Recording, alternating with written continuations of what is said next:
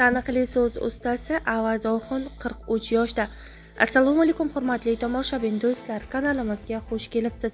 O'zbek hamda jahon shou-biznesi olamidagi eng tezkor va qaynoq yangiliklarni o'tkazib yubormaslik uchun kanalimizga obuna bo'lib, videoroliklar davomida bor yo'g'i bir dona like hamda podpisatsiya tugmachalarini bosib qoldirishni unutmang.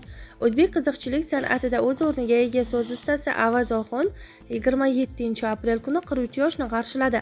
Marhum kulgu ustasi Hojiboy Tojiboyevni ustozi deb biladigan, mashhur bo'lishini 11 yil kutgan, hazil va latifalarni hayotiy voqeliklar asosida yozadigan qiziqchining hayot yo'liga nazar tashlaymiz. Avaz Oxun 1983-yil Andijon viloyati Asaka tumanidagi Oqbo'yra qishlog'ida tug'ilgan. Oilada 4 farzandning to'ng'ichi bo'lgan. Qiziqchining 2 ukasi va 1 singlisi bor. San'atga qiziqishi bois u maktab davrlaridanoq turli tadbirlarda faol qatnashadi. Bolalik va ilk qadamlar. Bolaligimda onamga ko'makchi edim, deya xotirlaydi u. Onam dalada paxta terganlarida men shiypon bog'chasida bolalarga qarab o'tirardim. Onam navbatchi bo'lib terimchilarga ovqat pishirganlarida ham yosh bolalarni ovutish mening zimmamda bo'lardi. Ukalarim va singlimni ham bechiklarini tebratib o'zim katta qilganman. Maktabni bitirgach, darhol mehnat faoliyatini boshlagan Avaz Oxun 3,5 yil davomida tuman madaniyat uyida ishladi. Asakadagi barcha tadbirlar, ko'rik-tanlovlar uning ishtirokisiz o'tmasdi. Hatto o'sha paytdagi tuman hokimi uning ashaddiy muxlisiga aylanib, oilaviy tantanalarga ham taklif qilib turardi. Bir marta dadamni xafa qilganman. Hayotim davomida bir safar dadamni xafa qilganimni eslab qolganman. U paytlar qishloqda, maktabda o'qib yurgan yillarim edi. Peshin namozini o'qish uchun ketayotgan edim. Dadam bozordan 2 qo'lida og'ir xaltalar bilan kelayotgan ekan. Meni ko'rib, hozir qo'limdan yuklarimni oladi deb xursand bo'lib ketibdi. O'shanda dadamning oldiga yugurib borganman-u, u kishi endi yuklarni bermoqchi bo'lganlarida masjidga peshin namoziga shoshilyapman deb yonlaridan tez o'tib ketganman. Bu voqea hali ham esimda. O'shanda dadamni ranjitib qo'yganman, deydi qiziqchi. Piyoda qaytaman deganman. O'qishga kirish Avaz Oxun uchun oson kechmagan. Birinchi urinishda Toshkentdan omadsiz qaytgan bo'lsa-da, ikkinchi yili qat'iy niyat bilan yo'lga chiqadi.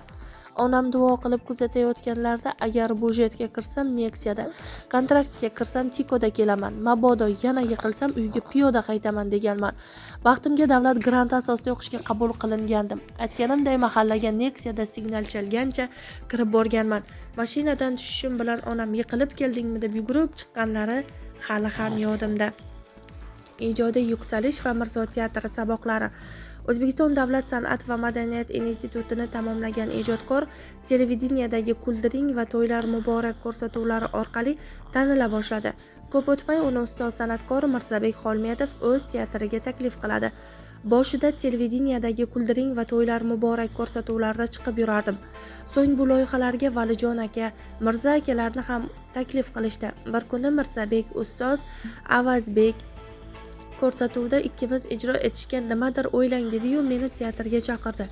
Shu tariqa Mirzo teatriga qo'shilib qoldim. U yerda 3-4 yil ishladim. Mirzabek aka chiqishlarim uchun gonorar ham berib borardi, lekin baribir yakkaxon konsert qo'yish niyatim bor edi. Ustozlardan ruxsat so'rab, duo olib ilk chiqishimni o'tkazganman. Shundan so'ng mustaqil ijodda davom etdim. Oilasi haqida. Avaz Oxun 2009-yilda qishloqdoshi Xurshida ismli qiz bilan oila qurgan. Rafiqam bilan sevishib oila qurganmiz. Yaxshi qiz mahalladan ortmaydi deganlaridek mahalladoshimga uylanganman. Birinchi qizimdan keyin 7 yil farzandimiz bo'lmadi. Hozir Xudoga shukr 4 ta farzandimiz bor. Egizaklarim ham bor. Sahar 3da ishdan kelsam ham 7:30 da turib qizimni maktabga olib boraman. Bola tarbiyasi uyquga to'yishingizni kutib o'tirmaydi. Kutilmaganda kelgan mashhurlik semirib ketishimga sabab bo'lgan. Birdan kelgan mashhurlik semirib ketishimga sabab bo'lgan. Boshida mehmon qilishib, oling deyishsa yeyaverganmiz. Unisi u yoqqa, bunisi bu yoqqa olib ketib, mehmon qilaverishgach, mana endi bir necha yildan beri parhez qilishimga to'g'ri kelyapti. Odam ulg'aygani sayin sekin nafsini tiyishni ham o'rganadi. Baribir eng zo'r tarbiyachi vaqt ekan. Vaqt o'tgani sayin hamma narsani tushunib boraverarkansiz, deydi Avaz Oxun. Ichki ishlar vazirligiga ishga joylashish tarixi. Avazoxin bugungi kunda Madaniyat saroyi qoshidagi ansamblda safdor harbiy unvonida xizmat qiladi. Qiziqchi bu yerga ishga kirishi ham o'ziga xos hangoma bo'lganini aytadi. Bu yerga ishga kirishim ham bir hangoma bo'lgan. Birinchi konsertim o'tishidan oldin ishga hujjat topshirib qo'ygandim. Aktyor Uchqun Tillayev ichki ishlarga meni ishga olishlarini mendan ham ko'proq xohlagan ekan. Sababini so'rasam, ertaga Mirzabek Xolmetov, Valijon Shamshiyevlar nafaqaga chiqsa, o'rni bo'shab qoladi. Shu joyga hozircha eng munosib sensan degandi. Turkistondagi konsertimdan keyin rahbariyat ham ijodimni ko'rib, o'zlari Uchqun akaga qo'ng'iroq qilishgan. Shundan buyon Ichki ishlar vazirligi Madaniyat saroyi qoshidagi ansamblda safdor harbiy unvonida ishlab kelyapman deydi so'z ustozi. Oilaviy avariyaga uchraganmiz. Endi tanilgan yillarim edi. Erta saharlab ayolim, qizim va men Andijon Qo'qon katta trassasida ketayotganimizda ko'zim uyquga ketib qolib, mashinamiz pastga dumalab ketgan. Hayotimda niyat qilib olgan birinchi mashinam yangi Spark'ning 3-kunida shu voqea sodir bo'lgan. Qizim yig'laganida o'zimga kelib ko'zimni ochsam, mashina ag'darilib yotibdi. Eshikni ochib bir qo'lim bilan qizimni olib tashqaridagi odamlarga berganman. O'zimiz ham chiqib olganimizdan keyin bizni kasalxonaga olib ketishgan. Shundan so'ng bir oy davomida qulog'im eshitmay qolgan. Xudoga shukr, o'shanda hech kim qattiq jarohat olmagan, lekin bunday vaziyatni hech kimga ravo ko'rmayman deydi Avazoxin. Hokimni kuldiraman deb xafa qilib qo'yganman. Bir safar bayramdan so'ng tuman hokimi bilan o'tiramiz. Soat kechki 1.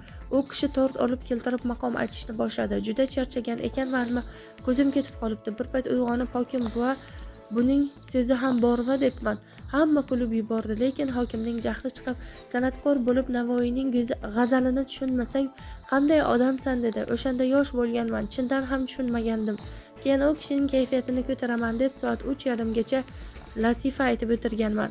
Shayx hazratlariga rahmat aytgan. Shayx hazratlari meni bag'riga bosib rahmat aytgan. Bir yili konsertimda aroqni ushlab niyat aytganlarni duo qila turib, uxlab qoladiganlarni irim bid'atlarni gapirganman. O'shanda musulmonlar idorasining bosh imom xatibi minnatdorlik bildirgandi. Bunday voqealar ko'p bo'lgan. Biz masjidda 1000 ta odamga gapirsak, Avazoxin konsertida 4000 ta odamga, disko orqali esa millionlab odamga gapiradi deyishgan. Albatta, bu mavzularni latifa qilib aytishdan avval domlalarning o'zidan so'rab o'rganib olganman. 2024-yilning eng yaxshi so'z ustasi nominatsiyasida g'olib bo'ldim. Juda ko'p qiziqchilar taqdimot, tanlov va mukofotlarni bizni qo'shmasligidan xafa bo'lib yurardi. Birinchi bo'lib bu narsaga prezidentimiz e'tibor qaratdi va aksiyachilik hamda qiziqchilik san'atini rivojlantirish to'g'risida farmoyish chiqdi. Buning natijasi o'laroq 2024-yilda ushbu nominatsiyada g'olib bo'ldim.